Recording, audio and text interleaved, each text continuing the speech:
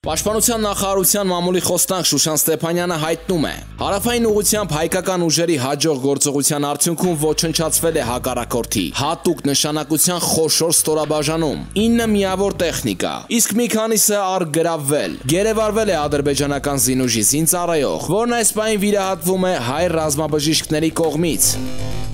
Ես տոկոսներ չեմ կարող ասել, բայց Ադրբեջանի ցամաքային զորքերի զրահատանկային բռունցքների մեծ մասը չեզոքացված է։ Սպուտնիկ Արմենիայի եթերում ասել է Պաշտպանության նախարարության ներկայացուցիչ Արծրուն Հովհաննիսյանը։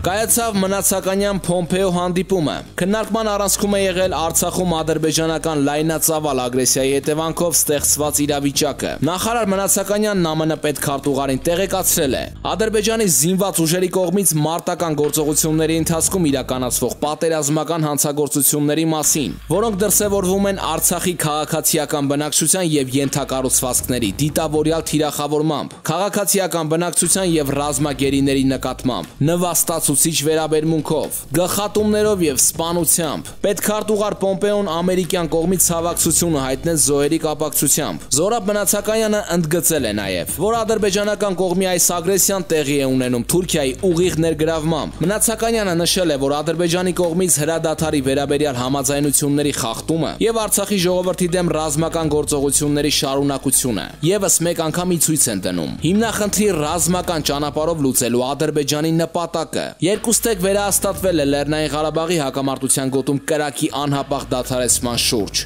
ձեռք բերված պայմանավորվածությունների կատարման, ինչպես նաեւ ԵԱՀԿ Մինսկի խմբի համանախագահության շրջանակներում խաղաղ գործընթացը շարունակելու անհրաժեշտությունը։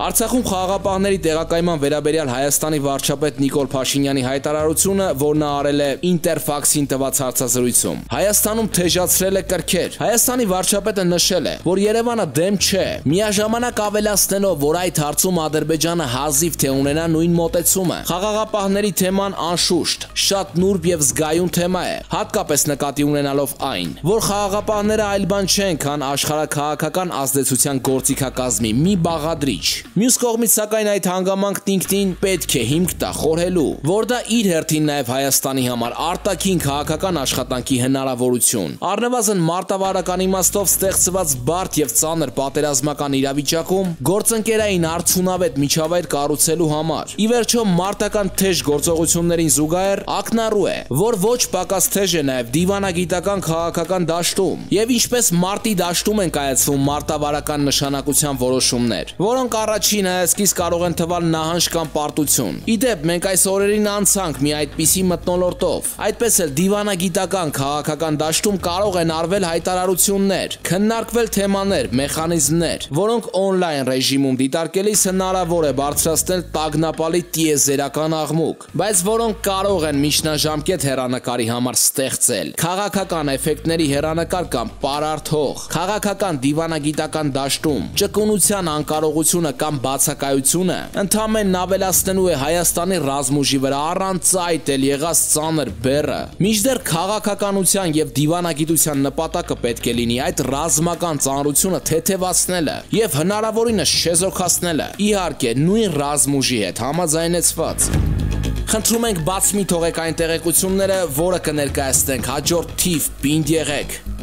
Թուրքիայի փոխնախագահի հայտարարությունը վկայում է, որ Ադրբեջանի իբր հզոր բանակը իր խնդիրը չկարողացավ լուծել։ Էստուկյան առաջին լրատվականի հարցերին պատասխանել է Ստամբուլում լույս տեսնող Ակոս հայկական շաբաթաթերթի հայերեն բաժնի խմբագիր Բագրատ Էստուկյանը։ Հարց. Պարոն Էստուկյան, Թուրքիայի փոխնախագահ Օքթայը հայտարարել է, որ Թուրքիան պատրաստ է զորք ուղարկել Ադրբեջան, եթե նման դիմում իրենց լինի։ Արդյոք ձեզ համար անակնկալ էր նման հայտարարությունը, հաշվի առնելով, որ պատերազմի առաջին օրից Թուրքիան անմիջական աջակցություն է ցուցաբերում Ադրբեջանին։ Էստուկյան, ինչ կարող եմ ասել, առաջին օրից նմանատիպ հայտարարություններն ընթացքի մեջ են։ Այս հանգրվանում նման հայտարարությունը նաև խոսում է այն մասին, որ այնտեղ բերված ահաբեկիչները եւ Ադրբեջանի իբր թե թե հզոր բանակն ի վիճակի չեն լուծել այն խնդիրները, որոնք դրել է իր առջև։ Իհարկե մենք մտահոգությամբ ենք հետևում իրադարձությունների զարգացմանը եւ հնչող հայտարարություններին, որովհետեւ հայկական կողմից զոհերի թիվը 800-ից անցել է։ Հարց. Արցախի շուրջ իրավիճակը բավականին լարված է, շարունակվում են պատերազմական գործողությունները։ Այս ֆոնին ինչպիսի իրավիճակում են Թուրքիայի հայերը, որքանով ցանկություն ունեն գալ Հայաստան, որքանով են նրանք ռիսկի տակ։ Էստուկյան. Թուրքիայում ապրող հայաստանցի հայերն անշուշտ ցանկություն ունեն վերադառնալու Հայաստան, բայց հիմա այդ առումով շատ դժվարություններ կան։ Ցամաքային կապ չի մնացել, որովհետև Վրաստանը եւս փակել է սահմանը համավարակի պատճառով։ Ինչ վերաբերում է պոլսո հայերին, ապա որոշակի լարվածություն կամ անհանգստություն կա, բայց ոչ խոճապային վիճակ։ Անշուշտ պատերազմի շարունակությունը մտահոգություն է պատճառում տեղացի հայերին։ Հարց. Դեպքերի նման զարգացումների ֆոնին Էրդողանի իշխանությունը որքանով է թուլացել կամ ուժեղացել։ Էստուկյան. Ներքին տնտեսական ճգնաժամի հետևանքով հետզհետե Էրդողանը կորցնում է հասարակության աջակցությունը, իսկ ազգայնականությունը գրգռող քայլերն էլ արդեն օգուտ չեն տալիս, որովհետև մարդկանց քիչ է հուզում, թե Ադրբեջանում ինչ է կատարվում։ Այնպես որ Էրդողանին այնքան էլ չի հաջողվում հանրության ուշադրությունը շեղել ազգային արժույթի արժեզրկումից ու գնաճից, որովհետև գնաճը մարդիկ իրենց կաշվի վրա են զգում։ Հարց. Ինչպես եք գնահատում միջազգային հանրության լռությունը Արցախի դեմ ագրեսիայի մեջ Թուրքիայի ներգրավվածության նկատմամբ, երբ շատերը բավարարվում են միայն մտահոգություն հայտնելով։ Ի վերջո Ռուսաստանը կարող է զսպող ազդեցություն ունենալ Թուրքիայի վրա։ Էստուկյան. Միջազգային հանրությունը այդպիսի նպատակ չունի էլ, նրանք իրենց շահերով են մտահոգված, թե ԵՄ երկրները, թե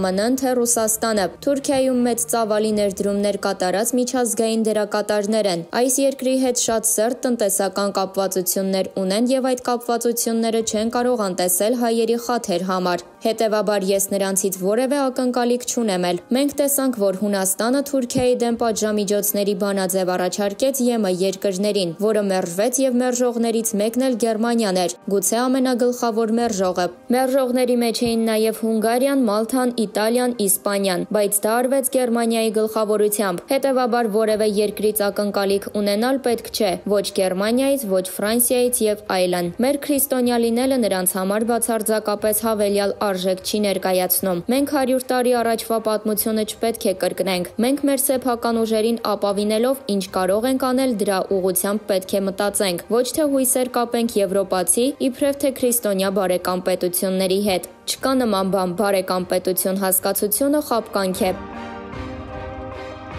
Խոճապ տարածողներին ու նվնվացողներին պետք է ուղարկել առաջին գիծ։ Լրագիր AM-ի զրուցակիցն է պաշտպանության նախկին փոխնախարար գեներալ Գագիկ Մելքոնյանը։ Հարց. Ինչպիսին է իրավիճակը առաջնագծում։ Մելքոնյան. Մենք գտնվում ենք հյուսիսային թևում։ Սահմանի ողջ երկայնքով ռմբակոծություններ են, թշնամու ինքնաթիռներն են գալիս ռմբակոծում գնում են։ Հիմնականում աշխատում են դիրքերի վրա։ Իրենց խնդիրը առաջնագիծը ռմբակոծելով թուլացնելն է։ Ինձ թվում է, որ նրանց հարվածի երկրորդ ուղղությունը պետք է լինի հյուսիսից։ Տղաների ոգին մարտական է, կանգնած ենք, փառք մեր զինվորներին, մեր ժողովրդին։ Մի մարդու պես կանգնած երկրի պաշտպանությունն իրականացնում ենք։ Հարց. Օրերս վարչապետը հայտարարեց, որ այս փուլում դիվանագիտական հարթակում ամեն ինչ սպառված է, պետք է պայքարել եւ կամավորագրվելու կոչ արեց։ Մելքոնյան. Ես չգիտեմ վարչապետն ինչ է ասել, բայց մենք ունենք մի խնդիր՝ պաշտպանել հյուսիսային հատվածը եւ դա մենք անում ենք։ Մենք մի քիչ հարավային թևի հետ կապված ենք, մտահոգ, որ այնտեղ էլ պետք է ամրացվի, եւ դրա համար ես առաջին հերթին մեր ժողովրդին կոչ եմ անում խոճապի չմատնվել, որովհետեւ մեր թշնամիները ամեն տեսակի լուրեր են տարածում։ Քանի որ մեր Facebook-ը բաց է, իրենք կարող են սուտ տեղեկատվություններ տարածել, իսկ մեր ժողովուրդն էլ այդ սուտը վերցնում ու ճշտի տեղ տարածում է։ Ես կխնդրեի մեր ժողովրդին, որ եթե մեկը իրենց վատ լուր է ասում, թքեք իր երեսին։ Այդ ժամանակ մեր ժողովուրդը կլինի միասնական։ Մենք պետք է հասկանանք, որ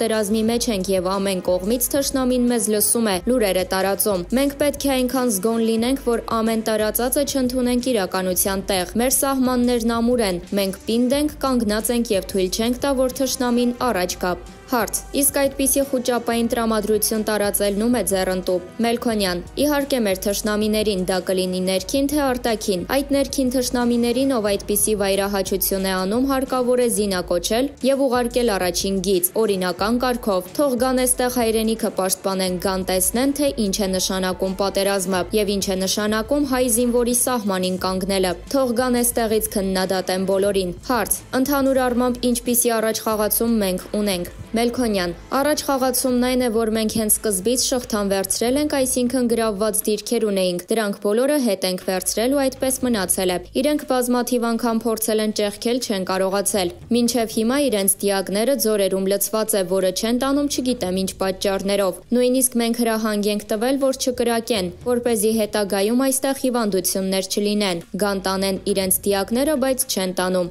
Ոչ էլ միտք ունեն տանելու։ Այն դիակները, որ մեր կողմում են եղել ընկած, մենք բերել թաղել ենք, իսկ մնացածն իրենք չեն տանում։ Թող դիմեն Կարմիր խաչին, որ գան այդ հատվածից դիակները հավաքեն տանեն։ Իսկ ընդհանուր առմամբ մեր ժողովրդին կասեմ դուխներդ տեղը, լրագրողներին էլ կոչ կանեմ նվնվալով չգրել։ Ամեն ինչ լավ է լինելու։ Վաշինգտոնը փորձում է հետ չմնալ Մոսկվայից։ Միակ երկիրը, որը կարող է սանձել Թուրքիային, Միացյալ Նահանգներն է։ Ամերիկայի Միացյալ Նահանգները, որը Ֆրանսիայի եւ Ռուսաստանի Դաշնության հետ միասին ԵԱՀԿ Մինսկի խմբի համանախագահող երկրներից է։ Այլ խոսքերով հիմնական միջնորդ պետություններից մեկը Ղարաբաղյան բանակցային գործընթացում։ Սեպտեմբերի 27-ին Արցախի հանրապետության դեմ թուրք-ադրբեջանական ահաբեկչական դաշինքի սանձազերծած պատերազմից հետո օրեր շարունակ չափազանց պասիվ էր այս հարցում, եւ դա լուրջ հարցեր էր առաջացնում ինչպես Հայաստանում, այնպես էլ Ամերիկահայ համայնքում։ Ամերիկացիների պասիվության հիմնական պատճառն ու բացատրությունն իհարկե նահանգներում ընթացող նախընտրական քարոզարշավն է եւ նոյեմբերի 3-ին կայանալիք նախագահական ընտրությունները, բայց այս բացատրությունն ակնհայտորեն չէր գոհացնում ոչ Ղարաբաղյան գործընթացի շահագրգիռ մյուս կողմերին, հատկապես նրանց, ում մտահոգում են հարավկովկասյան տարածաշրջանի անվտանգությունն ու կայունությունը եւ հատկապես Թուրքիայի միջամտությունը Ղարաբաղյան կոնֆլիկտին, ոչ էլ ամերիկահայությանը, որը որոշակի կշիռ ու ազդեցություն ունի այս երկրում, այդ թվում Վաշինգտոնում։ Ամերիկյան մամուլում սկսեցին ակնարկներ հրապարակվել այն մասին, որ գործող նախագահ Թրամփի վարչակազմի անգործությունը կարող է ազդել ամերիկահայ ընտրողների դիրքորոշման վրա, եւ վարչակազմը աստիճանաբար սկսեց ակտիվանալ։ Պաշտոնական Վաշինգտոնից սկսեցին որոշակի ազդակներ գալ։ Նախ եւ առաջ Վաշինգտոնը կոչ արեց կողմերին դադարեցնել ռազմական գործողությունները։ Հետո պետքարտուղար Մայք Պոմպեոն հասկացնել տվեց, որ ինքն ու նախագահ Թրամփը ոչ միայն հետևում են իրադարձություններին, այլև տեղյակ են այն փաստից, որ Թուրքիան միջամտել է կոնֆլիկտին եւ զինում է Ադրբեջանին։ Իսկ հոկտեմբերի 19-ին, երբ հայտնի դարձավ, որ Հայաստանի եւ Ադրբեջանի ղեկավարները զուգահեռաբար հարցազրույց են տվել ռուսաստանյան 10 պետական լրատվական գործակալությանը, պատրաստակամություն հայտնելով հանդիպելու Մոսկվայում եւ քննարկելու Լեռնային Ղարաբաղի շուրջ ստեղծված իրավիճակը։ Դրանից ժամեր անց ամերիկյան Պոլիտիկո լրատվական կայքը տեղեկացրեց, որ նախաձեռնություն է դրսևորել նաեւ ԱՄՆ պետքարտուղար Մայք Պոմպեոն։ Իդեպ նշենք, որ Հայաստանի արտգործնախարարը Միացյալ Նահանգների մայրաքաղաք է մեկնել Մոսկվայից, որտեղ հոկտեմբերի 20-ին եւ 21-ին ռուսական կողմի նախաձեռնությամբ տեղի էին ունեցել Ռուսաստանի Դաշնության ԱԳ նախարար Սերգեյ Լավրովի առանձին հանդիպումները երկու նախարարների հետ։ Ռուսաստանի ԱԳՆ մամուլի ծառայությունը այս հանդիպումներից հետո հայտնել էր, որ բանակցությունների ընթացքում քննարկվել են Լեռնային Ղարաբաղի հակամարտության գոտում կրակի դադարեցման վերաբերյալ ձեռք բերված պայմանավորվածությունների կատարմանն առնչվող հրատապ հարցեր։ Սերգեյ Լավրովը Հայաստանի եւ Ադրբեջանի իր գործընկերների հետ քննարկել է նաեւ կայուն կարգավորման համար անհրաժեշտ պայմանների ստեղծման հարցը։ Իսկ ինչ է քննարկելու Ամերիկայի արտաքին քաղաքական գերատեսչության ղեկավարն իր հայ եւ ադրբեջանցի գործընկերների հետ։ Հավանաբար կրկին ռազմական գործողությունները դադարեցնելու եւ հակամարտության գոտում կայունություն հաստատելու հետ կապված առաջնային հարցերը, ինչ ակնկալիքներով է Պոմպեոն Հայաստանի եւ Ադրբեջանի արտգործնախարարներին հրավիրել Վաշինգտոն։ Այս քայլով ամերիկացիներն արձագանքում են Մոսկվայի ակտիվությանը եւ փորձում են հետ չմնալ, թույլ չտալ, որ դիվանագիտական նախաձեռնությունը Արցախի հարցում ամբողջությամբ անցնի ռուսներին։ Այս հարցերն առաջին լրատվականի հետ զրույցում մեկնաբանեց Լոնդոնի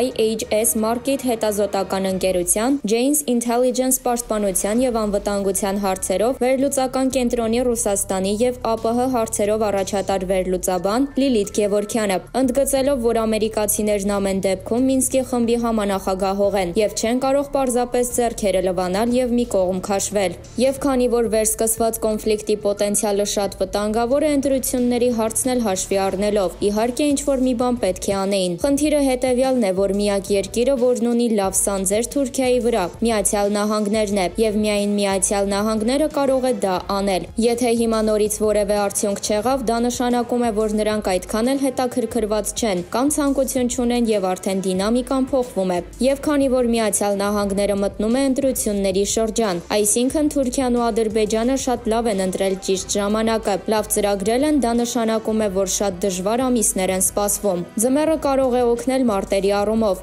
բայց ինձ թվում է, որ ինչքան երկարում է այս խնդիրը, այնքան դա այլևս Ղարաբաղի մասին չէ, այլ դառնում է ռեգիոնալ վերաձևման խնդիր, ով ինչ է վերցնելու, մեկնաբանեց լոնդոնյան հեղինակավոր կենտրոնի հայազգի առաջատար վերլուծաբանը։